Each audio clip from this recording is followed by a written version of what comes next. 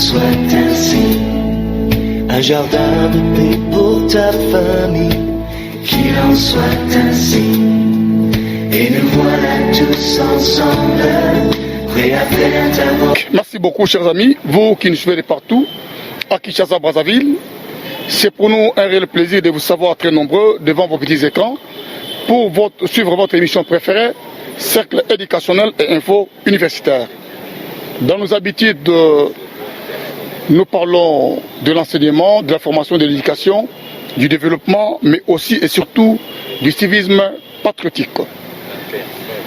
Oui, chers amis, comme nous sommes ici à l'Université de Kinshasa, je disais que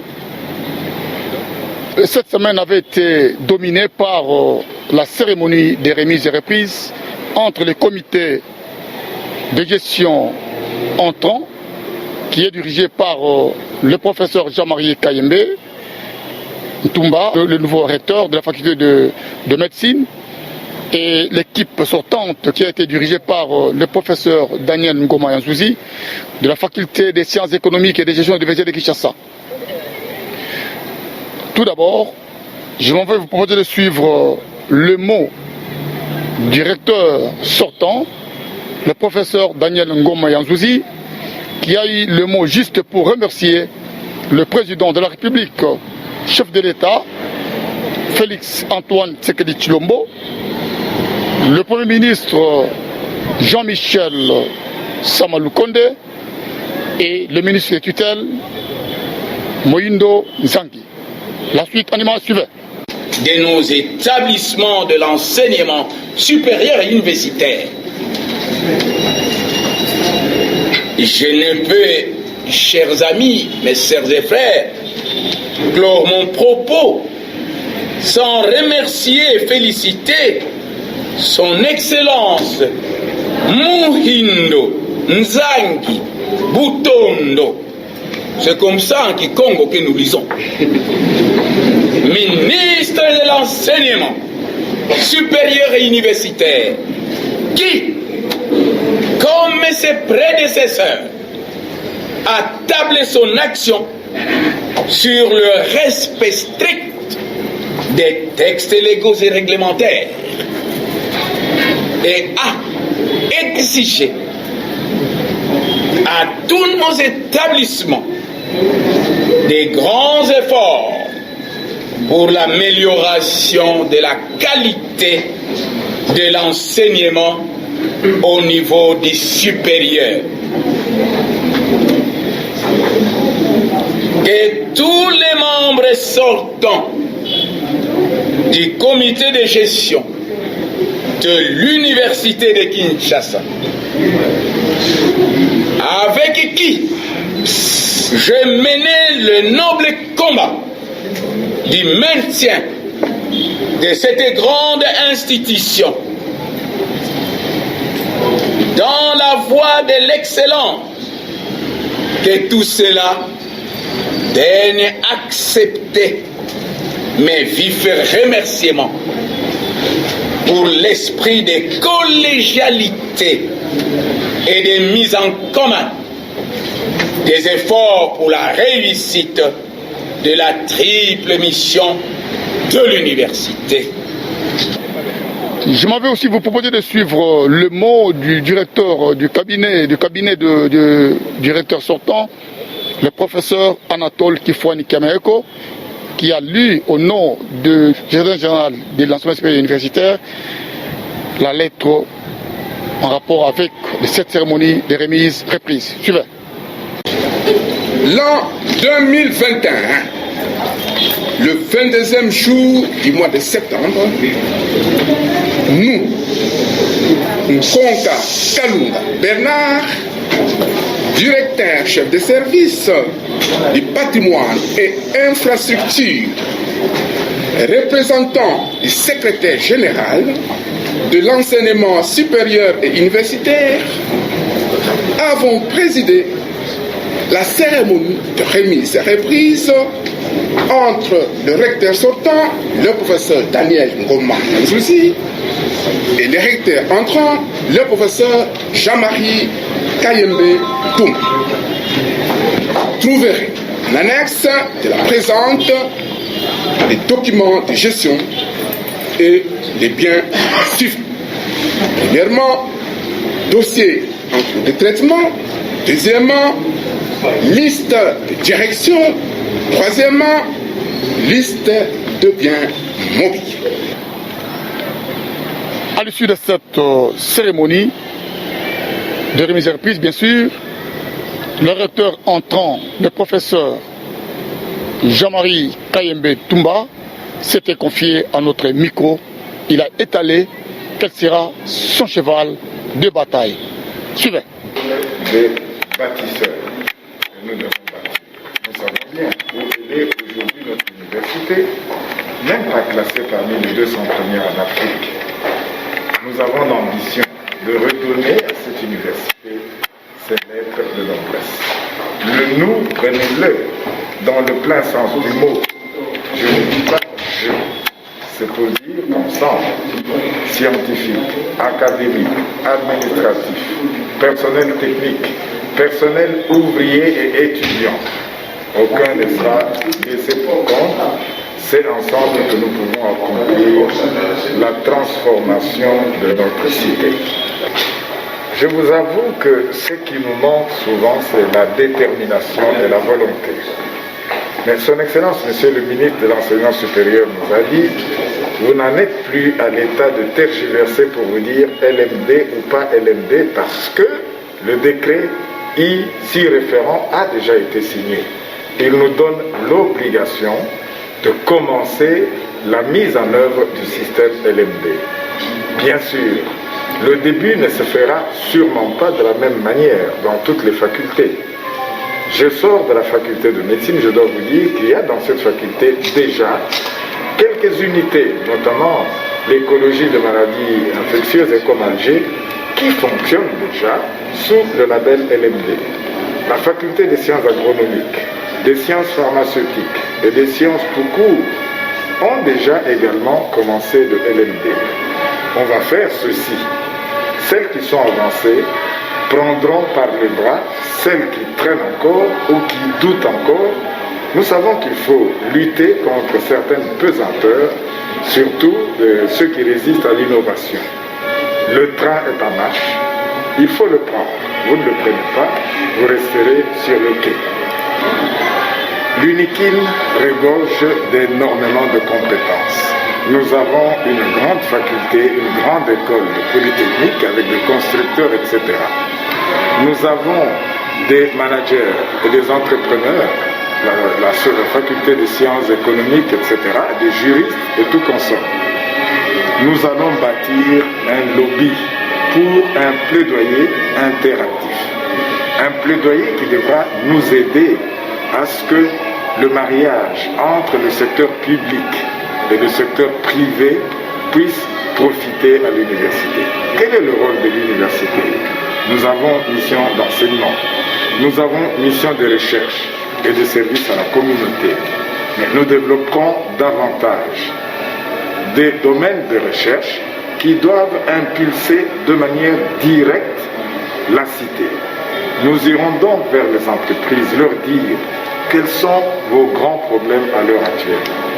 Avec toute l'intelligentsia que nous avons à l'université, nous leur donnerons ce cahier de charges des entreprises pour que eux, à leur tour, avec l'accompagnement de ces dernières, trouvent des solutions idoines, des solutions adaptées d'abord à résoudre nos propres problèmes. Qu'est-ce que le ministre de l'Enseignement supérieur attend de nous? Qu'est-ce que le Premier ministre, le gouvernement, le président de la République attendent de nous? Ils attendent de nous que l'université soit réellement le fer de lance, que l'université soit créatrice de richesse. Dites-moi, mes amis les journalistes, est-ce que c'est trop ambitieux, cela? Je ne pense pas, mais avec tout le monde. Là où il y a la volonté, il y a le chemin. Laissez-moi le dire en anglais, c'est bien meilleur. Where there is a will, there is a way. À présent, je vais vous proposer de suivre la ronde qu'avaient effectuée les membres du comité de gestion entrant et sortant. Congo, Congo Membo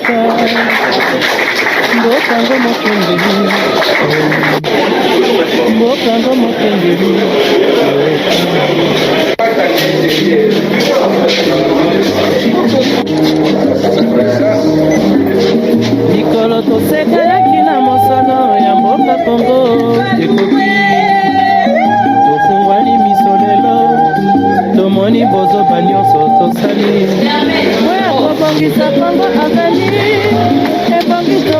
ebongi tosala moto nyonso ata mwana Kongo ya mosolo ebe ya ndoku Kongo ya bwanya kasa ya mbila Kongo ya makasi moto ya nkoi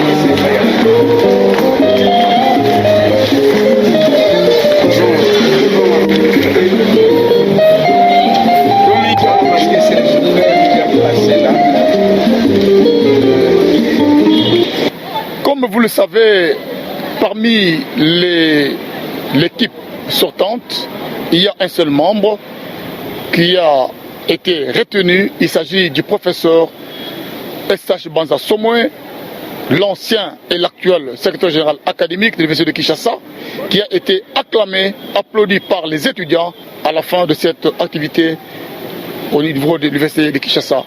Je m'avais vous proposer de suivre l'ambiance qui a régné à la sortie du secteur général académique, le professeur Eustache Banza devant les étudiants. Suivez.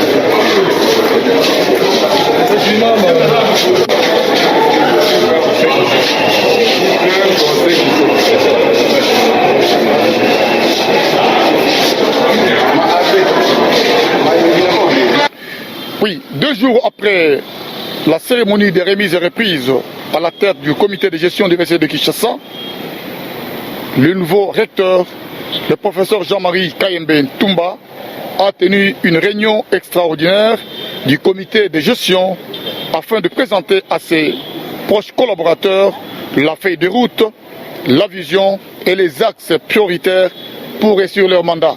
La suite, animale suivante. C'est une réunion de prise de contact, d'abord, avec les membres du comité de gestion qu'il a plu à son Excellence, Monsieur le ministre de l'Enseignement supérieur et universitaire, qu'il a plu de placer à la tête de l'UNIKIN. Il y a donc été question de prise de contact entre nous, de définir un tant soit peu la vision qui sera celle de ce comité de gestion qui est conscient du fait de se trouver devant de nombreux défis. Des défis déjà fixés et tracés au niveau du pays, déjà par son Excellence, Monsieur le Président de la République. Nous nous sommes donc réunis aujourd'hui pour dire où nous sommes, surtout au lendemain des résolutions prises par les États généraux de l'enseignement supérieur et universitaire qui se sont tenus à Lubumbashi. Nous nous sommes donc réunis pour dire qu'il était temps de se mettre au travail et d'avancer avec une vision qui est celle de transformer un tant soit peu notre environnement.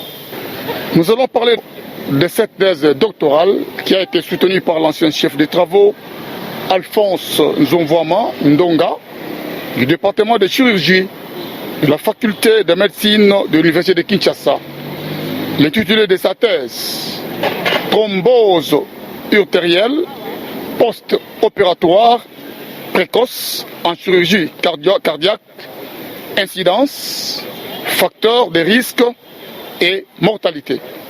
Tout d'abord, un extrait de l'exposé de cette thèse suivante. Ces accidents ischémiques, l'AVC, l'infarctus du myocarde et l'ischémie au milieu des artères. Vous pouvez alors comprendre que les chirurgiens cardiaques sont dans une situation de désarroi et vous pouvez aussi comprendre qu'un certain nombre d'entre eux se laissent aller à des considérations numériques, voire mystiques. Ainsi, par exemple, pour SAMU, chercher à éradiquer les accidents ischémiques dans les suites post-opératoires de chirurgie cardiaque, c'est comme partir à la quête du Saint Graal. Soit dit pour rappel, le Saint Graal serait cette coupe mythique qui aurait recueilli le sang coulant de côté de Jésus sur la croix.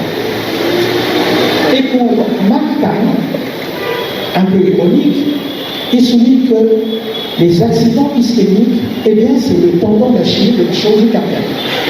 Le faisant toujours dans la mythologie grecque, pour Killing et Alphonse, chercher à éradiquer, à supprimer les accidents ischémiques, c'est se retrouver exactement dans les situations d'Hercule avec ses 12 travaux, et particulièrement dans le second, où il se bat contre l'hydre de l'air. En conclusion, sur cette partie de la littérature, qu'est-ce que nous pouvons penser? Les avis des équipes de chirurgie cardiaque sont très mitigés, et je suis largement gentil. En réalité, toutes les équipes de chirurgie cardiaque sont déçues par les résultats et malgré les efforts consentis. Puis, ça a suivi un moment d'échange entre le récipiendaire et les membres du jury. Suivez. Le professeur Pierre Duhaut, qui est un de vos collègues, monsieur le président du jury, puisqu'il est chef de service de médecine interne au CHU d'Amiens, et je pense qu'il est en train de nous écouter sur la retransmission internet de cette thèse. Donc, salut à toi Pierre, et merci pour ton soutien indéfectible et ton aide déterminante dans la conduite de cette travail. Alors, en tant que promoteur, je vais éclairer le jury sur la qualité de travail considérable qui a été effectuée par le docteur Gangama, collégié près de 5000 patients alors que la base de données n'existait pas. C'est un travail considérable. Il ne s'est pas agi d'appuyer sur un bouton et d'exprimer les résultats. Il a fallu construire cette base de données de façon rétro et prospective en contrôlant l'exhaustivité des données. Donc c'était un travail tout à fait considérable. Et pour éclairer également le jury sur la qualité de ce travail, bien sûr je ne vous le présente pas, mais je voulais lui dire que je suis particulièrement fier de l'avoir accompagné dans ce chemin qui l'a conduit ici. C'est un projet que nous avons. Ainsi que dans le service cardiaque d'Amiens, il y a à la fois cette procédure d'améliorer déjà le statut hémoglobine du patient, mais aussi de veiller pendant le geste opératoire, dès qu'on est incisé, de veiller à ce qu'il n'y ait pas une perte de sang inutile. Et cela peut arriver à cette fois. Alors, quelle est la durée moyenne de remplacement de valve mitral? Eh bien, plutôt que de vous parler de la durée moyenne de remplacement de valve mitral en France, je vous parlerai de ce qui a été fait ici, ce que j'ai fait ici. Le remplacement de ce qui compte aussi en chirurgie cardiaque, ce n'est pas forcément la durée de l'intervention, mais c'est la durée du plombage aortique. Au moment où on met le plan sur l'aorte, c'est-à-dire ce moment-là, on arrête le cœur et le cœur est coupé en état d'ischémie. Bien sûr, on l'alimente. Plus ces temps est long, moins bons sont les résultats. Et sur le remplacement de valve mitrale unique, le temps de plombage aortique était de 29 minutes. Et la durée de la CEC était de 4 ans, parce que c'était des gros cœurs qu'il nous fallait assister pour les laisser récupérer tout le sang et assurer une bonne activité.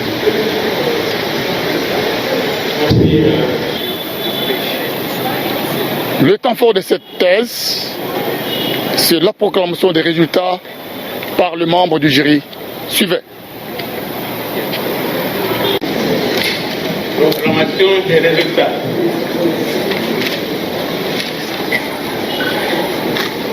Le jury chargé de procéder à l'organisation de l'épreuve de thèse d'application de l'enseignement supérieur en médecine a examiné la thèse présentée par le candidat sur le chef des travaux Tourgois Mandonga en France en vue de l'obtention du grade d'agrégé de l'enseignement supérieur en médecine.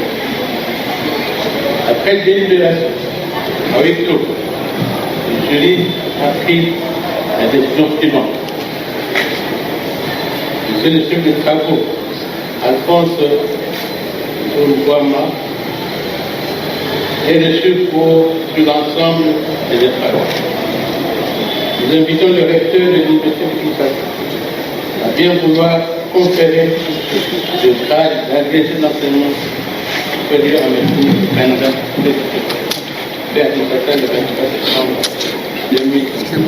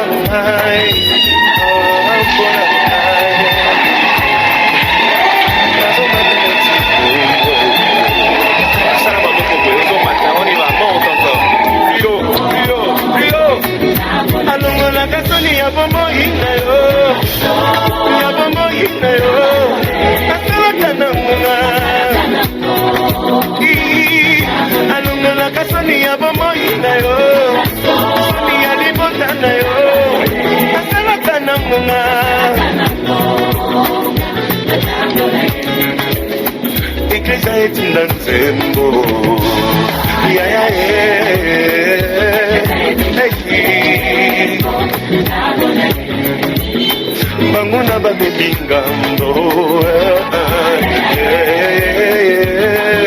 Nenambo Bimana kati ya mkunda Sao non de guerre. J'ai une bonne nouvelle pour toi aujourd'hui, Yokango. La zanou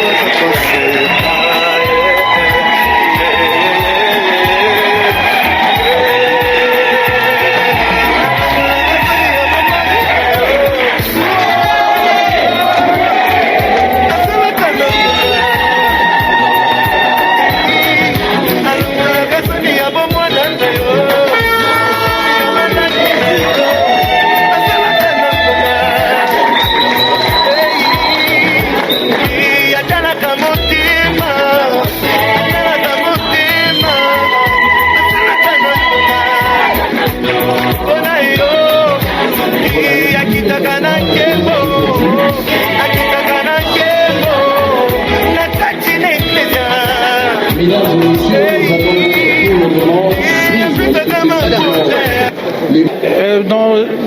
Au courant de cette matinée, j'ai soutenu devant mon jury la thèse portant sur les recherches que j'ai entreprises dans le domaine de la chirurgie cardiaque pour comprendre les facteurs qui exposent un certain nombre de malades de chirurgie cardiaque à des complications telles que l'accident vasculaire cérébral ou aussi l'infarctus du myocarde et l'infarctus mésentérique, c'est-à-dire une destruction complète du tube digestif. Parce que la chirurgie cardiaque a fait beaucoup de progrès. Vous savez, la mortalité après chirurgie cardiaque ne dépasse pas 5%, ce qui a été un véritable progrès par rapport au début de la chirurgie cardiaque il y a environ 80 ans. Cependant, dans l'effort de progresser toujours, nous avons constaté que ce 5% de mortalité, nous ne pouvons pas nous en détacher. Il fallait savoir effectivement comment nous pouvons faire pour que nous puissions réduire encore et encore ce nombre de décès. 5%, c'est rien, mais c'est énorme pour notre discipline. Donc nous nous sommes attelés à rechercher ce qui arrive à ce malade-là. Et nous avons donc constaté nous avons étudié ces 3 accidents et nous avons recherché les facteurs qui amènent à ces accidents, souvent qui amènent au décès aussi. Et nous avons trouvé pour nous les causes que nous avons eu à exposer et à défendre devant le jury. Alors nous avons trouvé essentiellement 2 causes. C'est l'hémorragie et puis l'instabilité hémodynamique. C'est-à-dire l'hémorragie, le fait qu'un patient est opéré et saigne beaucoup. Plus un malade saigne, plus il est exposé à avoir des complications. Cela est vrai pour la chirurgie cardiaque, mais cela est vrai pour toutes les autres disciplines de la chirurgie. Le deuxième facteur, c'est l'instabilité hémodynamique. Vous savez qu'en chirurgie cardiaque, quand nous opérons, les malades sont raccordés à un appareil qu'on appelle circulation extracorporelle. C'est l'appareil dit de cœur et poumon. Cet appareil se substitue au cœur et au poumon. Nous arrêtons le cœur et nous opérons. Et quand nous terminons l'opération, nous arrêtons cet appareil pour que le cœur reparte de lui-même. Il se trouve qu'en ce moment-là, chez beaucoup de malades, la pression artérielle reste basse. C'est ce qu'on appelle l'instabilité hémodynamique. Et dans ce groupe de patients, effectivement, les suites ne semblent pas être favorables. C'est pourquoi nous pensons, et nous avons déjà commencé à le montrer, si nous pouvons, au cours de ces procédures de chirurgie cardiaque, contrôler la pression artérielle, qu'elle soit la plus stable possible, éviter un saignement inutile et abondant, et nous pourrons certainement améliorer nos résultats. Mais la chirurgie cardiaque à la population, je voudrais dire que la chirurgie cardiaque n'est pas une discipline lointaine. La chirurgie cardiaque se pratique ici. Pour ceux qui le savent, j'ai déjà réalisé plusieurs interventions de chirurgie cardiaque à la clinique Ngaliema et nous allons encore poursuivre ces interventions chirurgicales parce qu'il y a beaucoup de malades, plusieurs centaines, même voire des milliers de malades à travers le pays qui attendent justement d'être opérés. C'est une opération à notre portée. Je remercie beaucoup l'université de Kinshasa qui est au départ et reste, quoi qu'il en soit, l'université où j'ai fait toutes mes études de médecine. C'est ici que j'ai commencé ma formation de chirurgien avant d'aller en Europe, complétée par la chirurgie thoracique et cardiovasculaire. Et j'espère que la population gardera une confiance inébranlable vis-à-vis des médecins de ce pays, vis-à-vis de la chirurgie cardiaque qui est en train de se mettre en place et souhaitons que les autorités accompagnent cet élan aussi. L'intérêt scientifique de ce travail est très important parce que la série de patients qui totalise plus de 5000 malades nous a permis d'apprendre beaucoup sur nos pratiques et sur les façons d'améliorer le pronostic des patients qui seront opérés. Alors ils sont opérés aujourd'hui en France, mais demain ils seront opérés ici également en République du Congo. Et cette frange de patients a besoin vraiment de chirurgie cardiaque pour améliorer la qualité de vie. Aujourd'hui, je suis très fier. Aujourd'hui, je suis très fier parce que le docteur Alphonse Nzambuyama, que je connais depuis 15 ans maintenant, j'ai assisté à son évolution et d'avoir pu l'amener jusqu'à aujourd'hui, c'est vraiment une grande fierté personnelle. Oui. Le docteur Nzambuyama arrive à un stade de sa carrière où non seulement il maîtrise la chirurgie cardiaque, mais où il va pouvoir former des élèves et former une nouvelle génération de chirurgiens. Donc on est là pour l'aider dans cette mission.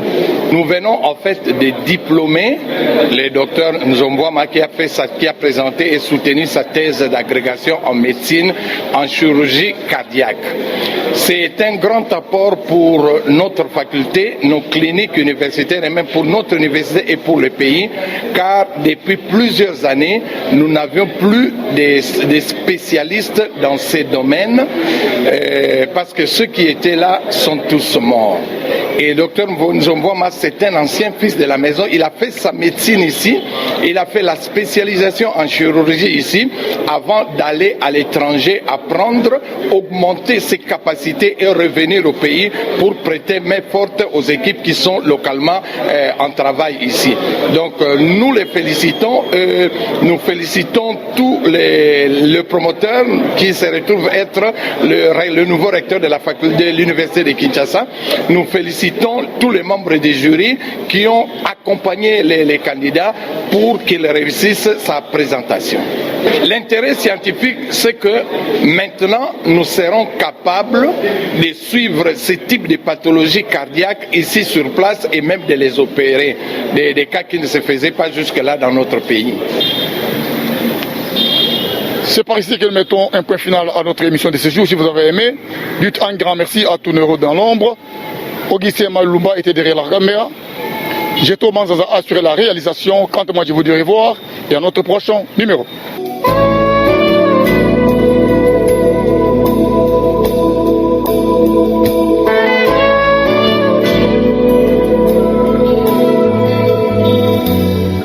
Tu as voulu des enfants unis, qu'il en soit ainsi.